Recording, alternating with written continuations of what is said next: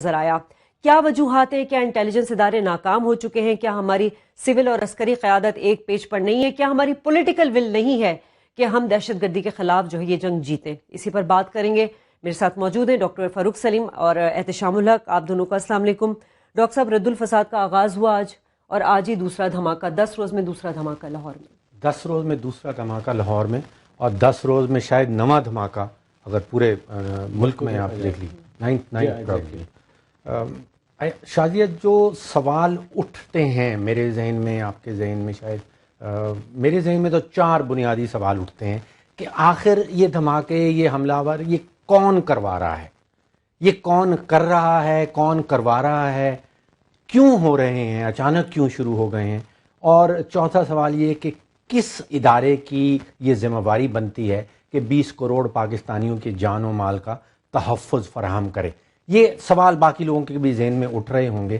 احتشام صاحب، ایک تو اس کا میں سمجھتا ہوں کہ بیرونی رخ لازمی طور پہ ہے اور ایک اندرونی رخ ہے، دونوں کے بغیر یہ کام نہیں ہو سکتا۔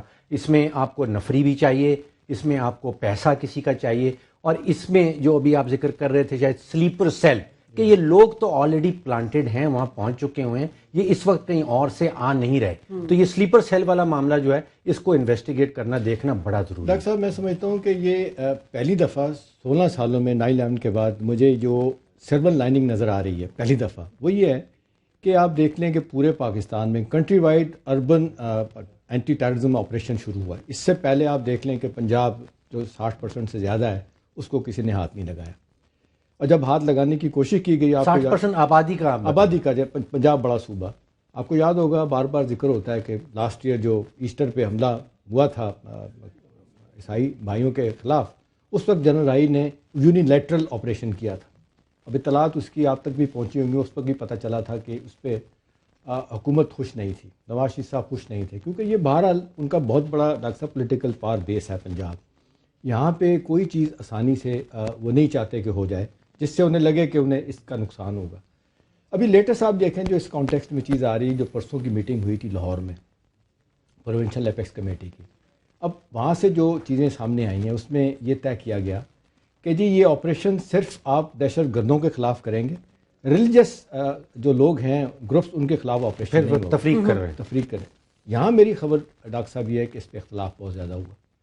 وہاں پہ شہباز شریف صاحب نے کہا کہ جی ہاتھ تھولا رکھو، مر اللہ گزار لو پہلا۔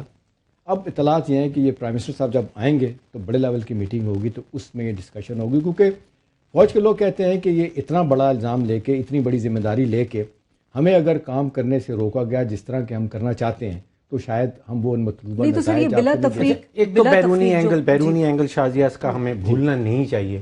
دیکھیے بیرونی اینگل مجھے لگ رہا ہے کہ ایک تو NDS وہ جو افغانستان کی انٹیلیجنس ایجنسی ہے، وہاں پہ وہ محمد معصوم صاحب کو ڈائریکٹر لے کے آئے ہیں کچھ عرصہ پہلے، اور وہ پہلے والے جو ان کے پاس رحمت اللہ نبیل صاحب جو سخت خلاف تھے پاکستان کے، یہ سخت خلاف ہیں، نبیل وہ بھی کم نہیں تھے۔ اچھا، وہ ان کی ذمہ داری یہ ہے کہ وہ وہاں پہ ہمارے مغربی بارڈرز کے اس پار بھرتی کا کام کر رہے ہیں، ریکروٹمنٹ کا کام کر رہے ہیں، وہاں پہ جو پاکستان دشمن عناصر بیٹھے ہیں ان کو پالنا پوسنا، ان کو سب کام کرنا۔ جو پیسہ آ رہا ہے وہ نریندرا مودی اور اجت دووال جو ان کے نیشنل سیکیورٹی ایڈوائزر ہیں، ان کی ڈاکٹرین تو ہم ہمیشہ سن چکے ہیں، ان کے بیانات بھی سامنے آ چکے ہیں۔ دسمبر 31 کو وہ ایک نیا chief of the army staff بھی لے کے آئے ہیں۔ یہ تبدیلی ہوئی ہے اس ریجن میں۔ پھر آپ دیکھیے ملک کے اندر وہ سلیپر سیل کی جو بات کر رہے تھے، گلبشن یادیو کو جب پکڑا گیا، وہ تو پکڑا گیا، اب اس کا نام ہے ایک ویسا فینومینا ہے۔ یہ سارے سلیپر سیلز جو ہیں، اب وہ آپ دیکھ رہے ہیں پورا نقشہ سامنے آ رہا ہے کہ بھرتی کون کر رہا ہے۔ گلبشن کے بارے میں تو آپ کو مشہور اعتزاز صاحب کا فقرہ یاد ہوگا کہ پرائم منسٹر صاحب ایک دفعہ نام لے لیں اپنی زبان سے تو میں 50,000 روپے وہ گفٹ کر دوں گا۔ یہ تو پھر مصلحت پسندی ہو گئی نا کہ آپ اپنے بارے سے تعلقات خراب نہیں کرنا چاہ رہے۔ دیکھیں اس میں بنیادی چیز جس طرف ڈاکٹر صاحب نے اشارہ کیا، میرا خیال ہے یہ جو سلیپر سیل کی بات ہو رہی، آپ دیکھ لیں چھوٹو گینگ سے پہلے ڈاکٹر صاحب سلیپر سیل کو اگنور کیا جاتا تھا، ڈینائی کیا جاتا تھا۔ رانا ثناء اللہ صاحب نے اس واقعے کے بعد بھی اس کو ڈینائی کیا تھا کہ یہ نہیں ہے۔ اب all of a sudden they have change their mind, دباؤ ہے کسی طرف سے، یا سمجھیں کہ بھئی اس نے واقعات اوپر نیچے جو پنجاب میں ہوئے کچھ کرنا پڑے گا۔ اصل مسئلہ ڈاکٹر صاحب باہر کی سپورٹ کا جو ہے نا، اب دیکھیں ایک چیز جو ہم روزانہ ڈسکس کرتے ہیں ہم نتیجے میں نہیں پہنچ پاتے۔ افغانستان وہی الزام لگا رہا ہے، ہم وہی الزام لگا رہے ہیں۔ وہ کہتے ہیں کہ آپ کے پاس بندے ہمارے بیٹھے ہیں، ہم کہتے ہیں آپ کے پاس بیٹھے ہیں. ہم نے ان کو لسٹ دی 76 لوگوں کی، 100 لوگوں کی، انہوں نے 76 لوگوں کی ہمیں لسٹ دے دی. اب دیکھیں یہ کیسے طے ہوں گی. مجھے جی میری اطلاع جو ہے کہ اس بارے میں جو جنرل باجوہ نے امریکی کمانڈر سے بات کی تھی افغانستان میں، اس میں کوئی پیش رفت ہوئی ہے. میری اطلاع یہ ہے وہ جنرل نکلسن سے اس میں پہلی دفعہ وہ امریکن نے کہا ہے کہ جی ٹھیک ہے، اس میں ہم دیکھتے ہیں کیا ہے. اب وہ شاید ان کا کوئی نمائندہ بھی کہا جا رہا ہے کہ ان دنوں میں پاکستان میں وہ اب آئے گا. دیکھیے اب پیپلز پارٹی والوں نے کہا ہے آفیشیلی کہ 150 سلیپر سیل ہیں پنجاب میں. جنرل غلام مصطفیٰ صاحب مسلسل کہہ رہے ہیں، ٹیلی ویژن پہ آگے کہہ رہے ہیں کہ 120 سلیپر سیل ہیں. ایک نجی اخبار، ایک مقامی اخبار اپنی ریسرچ رپورٹ میں کہتا ہے کہ 220 سلیپر سیلز ہیں. تو سلیپر سیلز تو ڈیفینیٹلی ایگزسٹ کر رہے ہیں جو اب سامنے آ رہے ہیں. سر اے پی ایس میں بھی ہم نے یہی چیزیں کی تھی کہ سلیپر سیلز تھے. اتنا بڑا واقعہ جو ہوا تھا وہ بغیر سلیپر سیلز کے سہولت کاروں کے نہیں ہو سکتا تھا. تو یہ تو ہم نے 2 سال میں تو ہم نے کچھ بھی نہیں کیا جو ہم بات کر رہے ہیں. یہ سہولت کاروں کے بغیر یہ کام نہیں ہو. لیکن ڈاکٹر صاحب جو بھی آپ بات شروع کر رہے تھے کہ اتنا عرصہ ہو گیا، اتنا بڑا ہمارا سیکورٹی آپریٹرس موجود ہے، ہماری انٹیلیجنس ایجنسیز ہیں، پھر رپورٹس ہماری آتی ہیں. دیکھیں کوئی اچھی چیزیں بھی ہمیں ماننا پڑے گا. مطلب یہ جو کہا جاتا ہے کہ جی ضرب عضب کے بعد اچھی چیزیں بھی اچھی چیزیں ڈاکٹر صاحب دیکھیں نا، ضرب عضب کے بعد 26,000 انٹیلیجنس بیس آپریشن کیے گئے پورے پاکستان میں، اور اس میں زیادہ تر میں کامیابی ہوئی. جب چودھری نثار کہتے ہیں نا کہ لوگ تنقید تو کرتے ہیں ہم پہ، لیکن جب ہم کامیاب ہو جاتے ہیں کئی دھماکوں کو روکنے پہ، اس پہ ہمیں پریس جو ہے نا وہ کوئی اتنی لفٹ نہیں کراتا. پریس ریلیز ملتی ہے، پریس بریفنگ ملتی ہے. ہمیں دہشت گرد نہیں نظر آتے جن کو مارا گیا ہے، جن کو گرفتار کیا گیا. ابھی بھی کہا جا رہا ہے کہ 1100 سے زائد جو افراد گرفتار کیے گئے، جو کامبنگ آپریشن ہوا ہے، اور 100 سے زیادہ دہشت گرد مارے گئے. وہ کہاں ہے دہشت؟ فوراً لاہور کے بعد. یہ ٹھیک ہے لیکن ڈاکٹر صاحب پھر وہی بات آ جائے، آپ نے کر دیا 100 دہشت گرد. وہی بات آ جائے گی کہ اگر آپ ان کو پکڑ کے لے کے آئیں اور ان کو آپ سول کورٹس کے حوالے کریں، سویلین عدالتوں کے پاس لے کے چلے جائیں، تو اس کے بعد کیا ہوتا ہے؟ پھر کیا؟ پھر یہی ہوتا ہے، میں آپ کو بتاؤں کہ پھر اپنے طور پہ مارا جاتا ہے، ان کو بھگایا جاتا ہے جب سمجھتے ہیں ادارے کہ یہ لوگ انوالو ہیں. اور یہ اچھا آپ نے دیکھا ڈاکٹر صاحب کئی ایک دہشت گردی کے بڑے واقعات میں ملوث لوگ جب عدالتوں سے ان کو بری ہو گئے یا وہ ضمانت میں باہر آئے، وہ دوبارہ یہ قاضی فائز صاحب نے اپنی رپورٹ میں لکھا ہے وہ دوبارہ جو ہے نا وہ انہوں نے حملے کیے. اچھا انٹرنل کمزوریوں کی طرف آپ اشارہ کر رہے ہیں. دیکھیے سب سے پہلے لائن آف ڈیفنس تو ہماری پنجاب پولیس ہے. پنجاب پولیس مکمل طور پہ بے اختیار ہے، ان کے پاس کوئی پاور نہیں ہے، ان کے پاس آزادی نہیں ہے.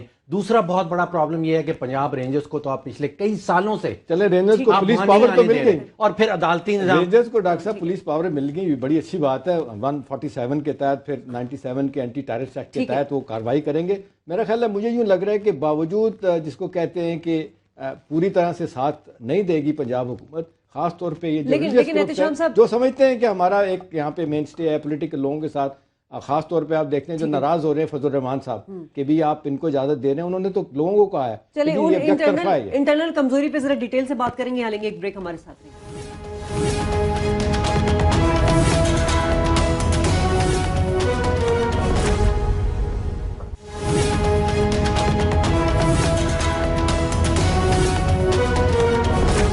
پروگرام میں ایک بار پھر خوش آمدید ناظرین. دہشت گردی کی حالیہ لہر پر بات کر رہے ہیں اور کہاں ناکامی ہوئی ہے، کہاں ہم نے غفلت برتی ہے کہ یہ جو واقعات ہیں یہ پے در پے دوبارہ شروع ہو چکے ہیں، جس سے ملک میں خوف و ہراس پھیل گیا ہے. ڈاکٹر صاحب ایبٹ آباد واقعے کے بعد آپ کو یاد ہوگا کہ پارلیمنٹ میں جو ہے وہ ایک مشترکہ قرارداد منظور کی گئی تھی اور کہا گیا تھا کہ ہم پاکستان کی سرزمین کو استعمال نہیں ہونے دیں گے. لیکن اس کے بعد ہی ہم نے دیکھا ہے جیسے کلبھوشن یادو کنٹرول فائنانس اس نے ایکسیپٹ کیا. صرف وہی نہیں ہے، این ڈی ایس کو استعمال کیا جا رہا ہے یا افغانستان کو استعمال کیا جا رہا ہے. کیوں مؤثر اقدامات ان تمام عرصوں میں نہیں اٹھایا گیا؟ انٹیلیجنس فیلئر رہی ہے لیکن حکومت کی اپنی ول بھی نظر نہیں آئی ہے. آپ ٹھیک کہہ رہی ہیں، یہ تینوں کمزوریاں پاکستان کے اندرونی رخ جو ہے دہشت گردی کا، لیکن جب تک بیرونی رخ اندرونی رخ کے ساتھ ملتا نہیں ہے اس وقت تک وہ دہشت گردی کی کارروائیاں جو ہیں وہ کامیاب نہیں ہو پاتی. آپ نے احتشام صاحب ضرب عضب کا تھوڑی دیر پہلے نام لیا تھا.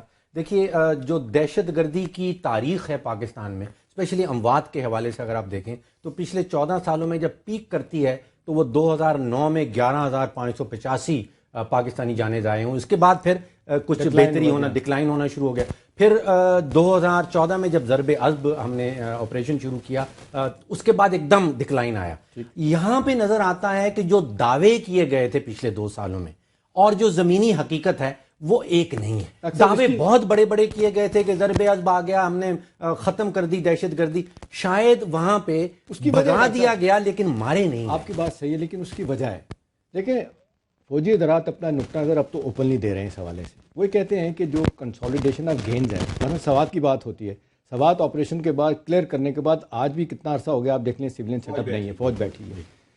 وہ کہتے ہیں کہ جی یہ کوئی پاکستان کی سولین ایجنسیز بھی کوئی کام کریں گے یا نہیں کریں گے. اور پھر میرے خیال میں ڈاکٹر صاحب اس سارے کانٹیکس میں جو بہت اہمیت والا معاملہ ہے وہ ہے ڈی ویپنائزیشن.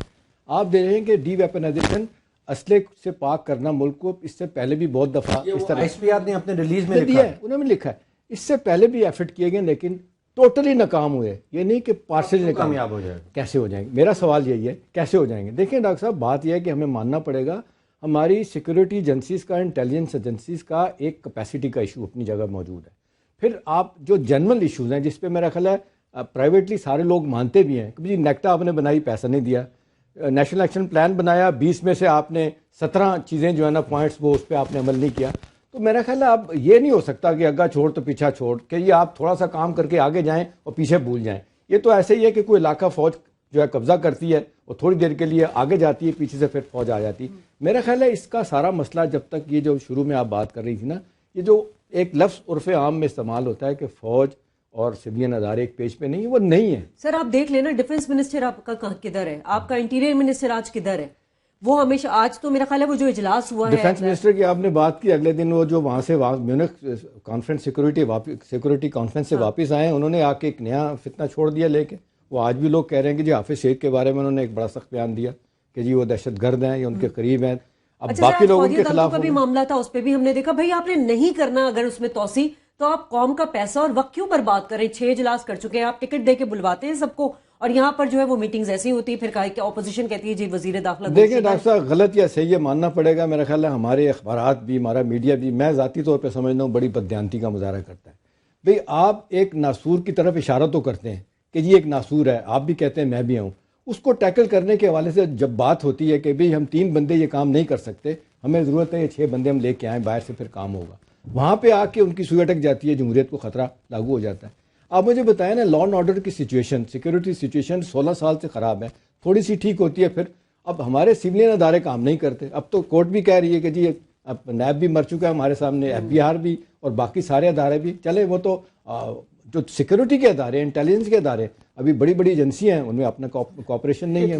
جب دہشت گردی کے خلاف جنگ لڑنی ہے جو کلاسیکل امریکن ورژن سے وہ جو لڑتے ہیں، وہ کہتے ہیں کلیئر ہولڈ آن بلڈ. وہ آپ نے سنا ہوگا کہ کلیئرنس کا کام جو ہے دہشت گردوں کو بھگانا ہے، اس علاقے سے پاک صاف کرنا اس علاقے کو، وہ فوج کا کام ہے. لیکن پھر ہولڈ جو کرنا ہے اس کے بعد وہ سویلین ایجنسی سے کرنا ہے. ہم وہ ہولڈ والا پیریڈ نہیں کر رہے ہیں. سوات میں بھی نہیں ہوا، نارتھ وزیرستان میں بھی نہیں ہوا. اب لوگ کہہ رہے ہیں کہ آج کا ٹیررزم پاکستان میں ڈاکٹر صاحب 2 طرح کا ہے، وہ ٹیکٹیکل بھی ہے اور اسٹریٹجک بھی ہے. اس میں باہر کا ورژن بھی شامل ہو گیا این ڈی ایس کا اور پلس راکس اور پھر باقی ممالک جو ہمارے خلاف ہیں ان کا.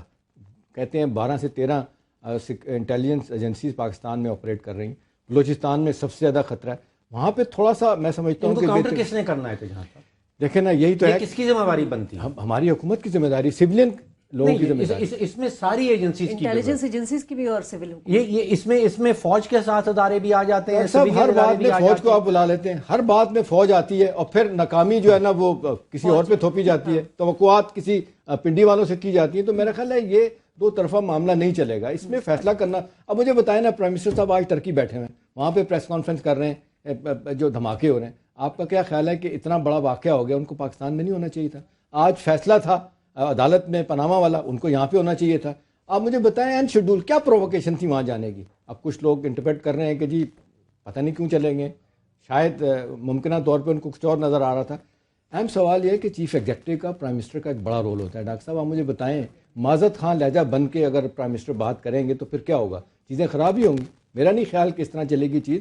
اب دیکھنا یہ کہ راحیل شریف صاحب نے جو پیس بنائی تھی، کہا جاتا ہے آخری اپنے 7 مہینوں میں 7 مہینے بڑے کرٹیکل تھے، جس میں انہوں نے کہا جاتا ہے کہ نہیں سنی سول لوگوں کی بات. انہوں نے کہا کہ یہ میں نے کرنا ہے. اب بھی نہیں سنی گئی، اب بھی تو انہوں نے اعلان فساد کا رد. لیکن اب دیکھنا یہ کہ کب تک جنرل باجوہ صاحب یہ تھوڑا اپنا انٹرویننگ پیریڈ جو ہے وہ سلور لائننگ کا جو آپ نے ذکر کیا کہ پہلے جتنے بھی آپریشنز ہیں وہ مخصوص علاقوں میں کیے گئے، کوئی 10,000 اسکوائر کلومیٹر، کوئی 20,000 اسکوائر کلومیٹر، وہاں سے لوگ بھاگ کے بھی پہنچ گئے ہیں. اب یہ خبریں پہنچ رہی ہیں کہ نارتھ وزیرستان میں جو آپ نے آپریشن کیا، جو ساؤتھ وزیرستان میں اس سے پہلے کیا تھا، وہاں سے لوگ بھاگ کے پنجاب میں آگے آئی ڈی پیز کا مسئلہ دیکھیں، آئی ڈی پیز کا جو سویلین لوگ، اب تو پورے پاکستان کا ہوگا یہ آپریشن. نہیں وہاں پہ آپ دیکھ لیں گے ابھی تک وہ کہا تھا آدھے سے زیادہ لوگ ابھی تک اپنے علاقوں میں نہیں پہنچ پائے. حکومت کہتی ہے ہمارے پاس پیسے نہیں ہیں، فوج کہتی ہے ہمارے پاس ذرائع نہیں ہیں ان کو واپس لے کے جائیں، وہ ابھی بھی لوگ باہر بیٹھے ہوئے. رد الفساد جو آپریشن ہے اس کا مقصد تو یہی ہے کہ